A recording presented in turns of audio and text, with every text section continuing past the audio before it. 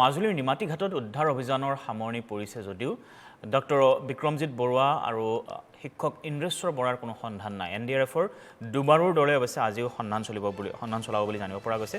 আৰু নিমাতী ঘাটলৈ আমি পোনপটীয়াকৈ যাব বিচাৰিছোঁ। তাত উপস্থিত আছে আমাৰ সাংবাদিক দিব্যজ্যোতি বৰা।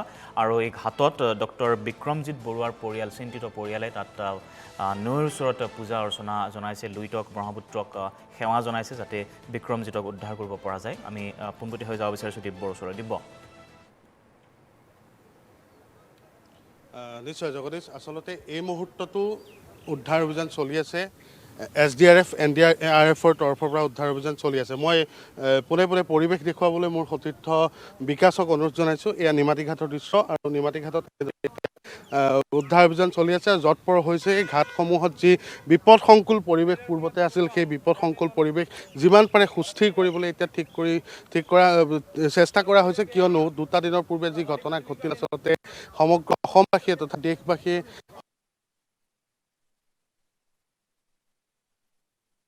কোনোদিনে বিশেষকৈ মাজুলীবাসীয়ে এই ঘটনা হয়তো পাহৰিব নোৱাৰিব। বুকুৰ সেই জুইকুৰা তেওঁলোকে কাহানিও হয়তো মচিব নোৱাৰিব। অন্যহাতে এই মুহূৰ্ততো যি দুজন লোকৰ সন্ধান নাই, নাও বৈচাৰ সেই ইন্দ্ৰেশ্বৰ বৰা আৰু সমানে ডক্টৰ বিক্ৰমজিৎ বৰুৱাকো যে এই মুহূৰ্তলৈকে সন্ধান নাই। আৰু এটা দৃশ্য দেখুৱাবলৈ মই মোৰ সতীৰ্থ বিকাশক আহ্বান জনাম যে ব্ৰহ্মপুত্ৰ বন্তি জ্বলাই বিক্ৰমজিৎ পৰিয়ালৰ ব্ৰহ্মপুত্ৰ সেৱা জনাইছে যাতে বিক্ৰমজিৎক তেওঁলোকে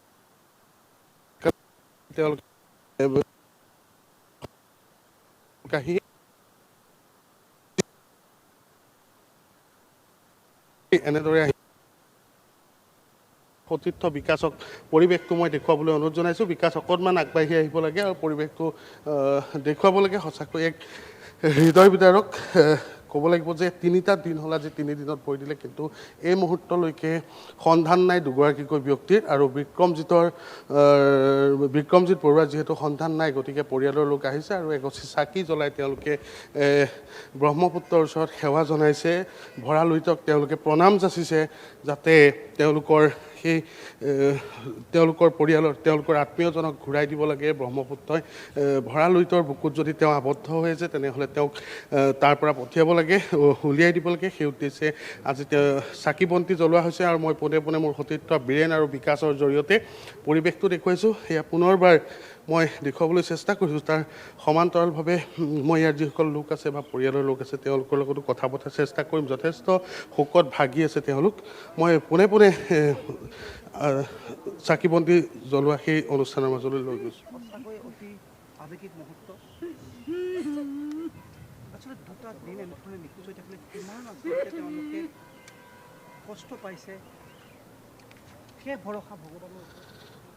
জগদীশ, যি দৃশ্য আচলতে ক'বলৈ ভাষা নোহোৱা হৈ গৈছে। ব্ৰহ্মপুত্ৰৰ পাৰত এইদৰে ব্ৰহ্মপুত্ৰ বুকুলৈ চাই ভৰা লুইতক প্ৰণাম জনাই এনেদৰে বিক্ৰমজিৎ বৰুৱাৰ পৰিয়ালে সেৱা জনাইছে। আৰু আমি সেই দৃশ্য দেখুৱাইছোঁ। ইয়াতকৈ আৰু সেইটো মৰ্মান্তিক দৃশ্য একো হ'ব নোৱাৰে। যথেষ্ট দুখ লগা এক ছবি, কান্দোনৰ ৰোল উঠিছে এই মুহূৰ্তত ব্ৰহ্মপুত্ৰৰ পাৰত পৰিয়ালৰ লোকৰ। গতিকে সঁচাকৈ কি ক'ম বা কেনেধৰণে আচলতে তেওঁলোকৰ লগত কথা পাতিম, এক বুজাব নোৱাৰা মুহূৰ্ত বুলি ক'ব। কান্দি কান্দি তেওঁলোকে ব্ৰহ্মপুত্ৰক ভৰা লুইতক তেওঁলোকে সেৱা জনাইছে। তেওঁলোকৰ মৰমৰ বিক্ৰমক তেওঁলোকে এবাৰ ঘূৰাই দিব লাগে, আৰু সেয়ে তেওঁলোকে এই প্ৰাৰ্থনা জনাইছে। মই পৰিৱেশটো মোৰ সতীৰ্থ বিকাশ আৰু বীৰেনৰ জৰিয়তে দেখুৱাবলৈ চেষ্টা কৰিছোঁ। চাকি বন্তি ফুল আগবঢ়াই তেওঁলোকে এনেধৰণে সেৱা জনাইছে আৰু পৰিৱেশটো দেখুৱাইছোঁ। এয়া কান্দোনৰ ৰোল উঠিছে এক প্ৰকাৰৰ। এনেদৰে কান্ধত গামোচা লৈ তেওঁলোকে ব্ৰহ্মপুত্ৰৰ ওচৰত সেৱা লৈছে আৰু আমি দৃশ্যটো দেখুৱাইছোঁ। পোনে পোনে মই দৃশ্যটো মাজলৈ লৈ যাবলৈ চেষ্টা কৰিম আপোনালোকক।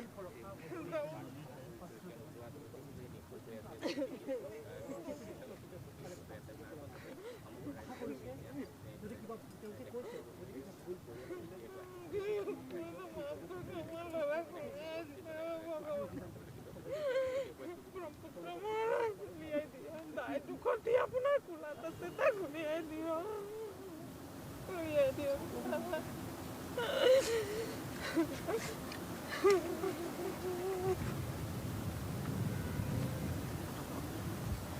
पानी थोड़ा जोड़ी से लगता है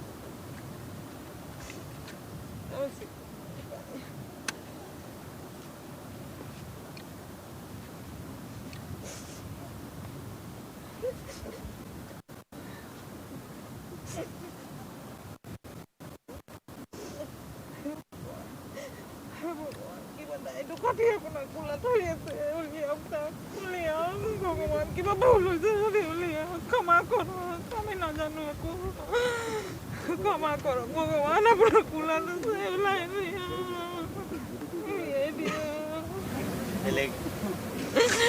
মাই পানী অলপ লৈ আছে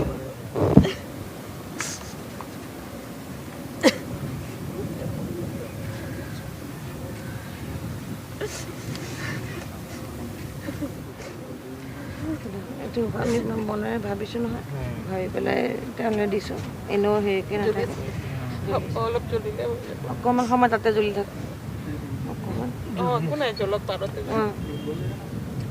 চিঠা পানীলৈকে দিয় পাতি গ'ল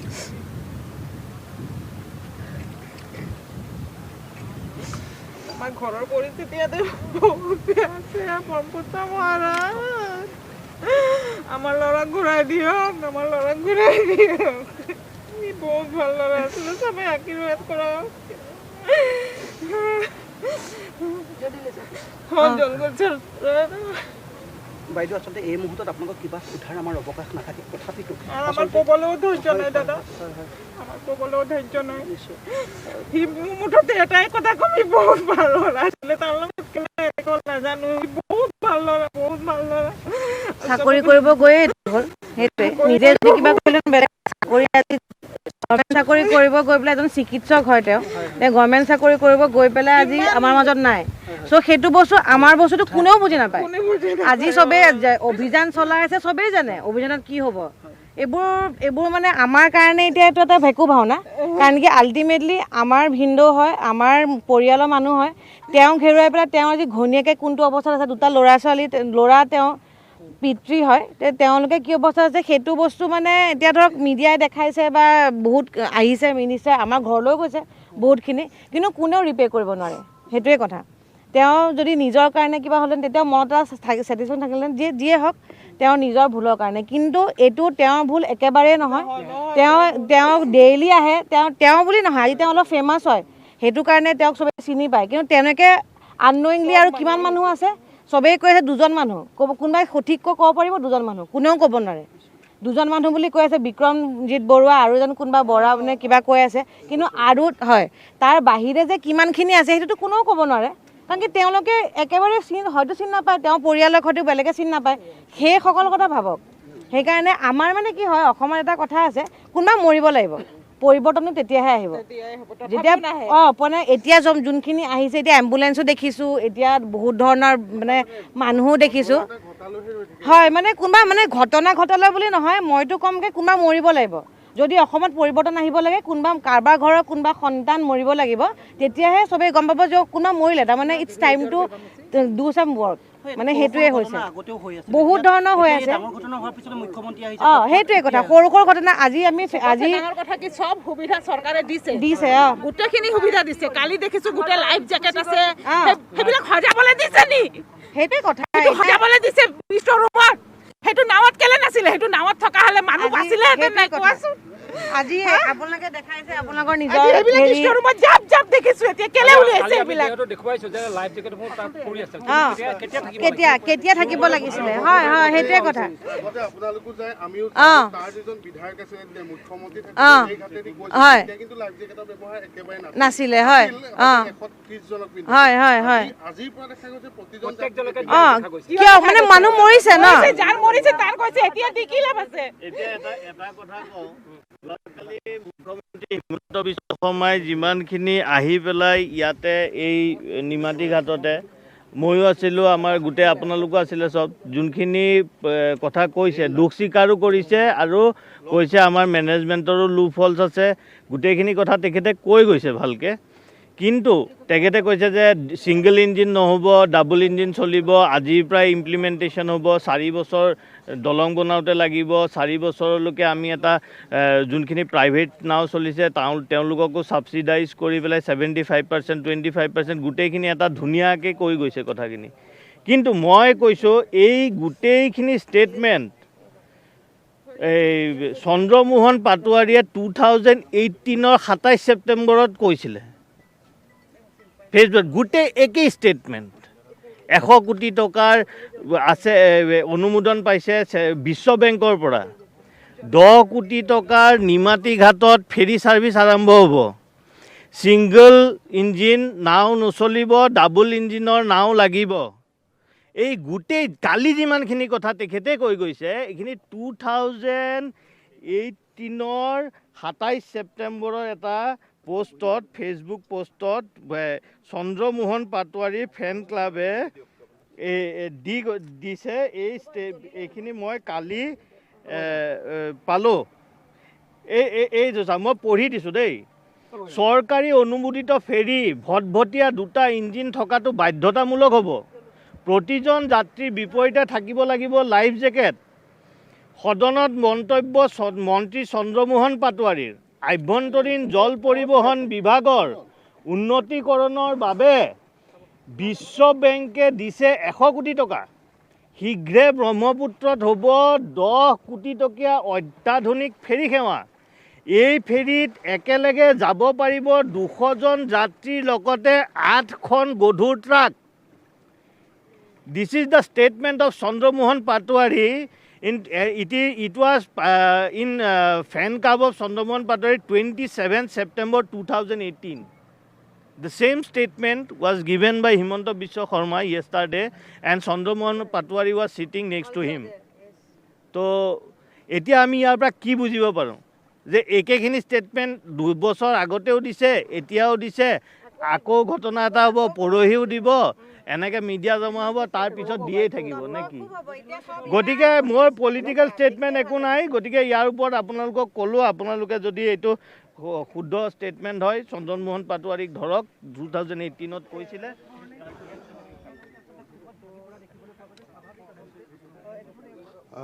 জগদীশ, এয়া আছিল নিমাতী ঘাটৰ ব্ৰহ্মপুত্ৰৰ পাৰৰ দৃশ্য, আৰু ইয়াতেই তেওঁলোকৰ আত্মীয়জনক বিচাৰি বিক্ৰমজিতক বিচাৰি এনেদৰে ব্ৰহ্মপুত্ৰৰ বুকুত সেৱা জনাইছে, চাকি বন্তি জ্বলাই। তাৰ সমানে কিন্তু ক্ষোভ উজাৰিছে পৰিয়ালৰ লোকে যে পৰিৱৰ্তন আনিবলৈ হ'লে অসমত কি আত্মবলিদান দিব লাগিব নেকি, বা মানুহ মৰালৈ সদায় চৰকাৰে কিয় বাট চাই থাকে, এনেধৰণৰ কিছু প্ৰশ্ন তেওঁলোকে ক্ষোভত উজাৰিছে। আৰু দৃশ্যটো দেখুৱাইছোঁ, এয়া নিমাতী ঘাটৰ পৰাই যি স্থানত ঘটনাটো সংঘটিত হৈছিল তাৰ ঠিক নাতিদূৰৈতে এনেদৰে ব্ৰহ্মপুত্ৰৰ বুকুত সেৱা জনাই তেওঁলোকে ব্ৰহ্মপুত্ৰৰ বুকুত যদি কিবা কাৰণত আবদ্ধ হৈ আছে, দুৰ্ঘটনা সংঘটিত হোৱাৰ পিছত তেওঁলোকৰ যিজন পৰিয়াল আত্মীয়, সেই আত্মীয় বিক্ৰমজিত বৰুৱাক যাতে মহাবাহুৱে মহাবাহুৰ বন্ধনৰ পৰা মোকোলাই দিয়ে, তাৰ বাবে চেষ্টা কৰিছে, চাকি বন্তি জ্বলাইছে। আৰু দৃশ্যটো দেখুৱাই যথেষ্ট এক মৰ্মান্তিক হৃদয় বিদাৰক দৃশ্য ক'ব লাগিব। তাৰ সমানে কিন্তু যি ক্ষোভ উজাৰিছে পৰিয়ালে, মই দৃশ্যটো দেখুৱাইছোঁ। লগতে মই অকণমান আপোনালোকক তাৰ মাজলৈ লৈ যাব বিচাৰিম, এনেদৰেই দৃশ্যটোৰ মাজলৈ লৈ যাব বিচাৰিছোঁ।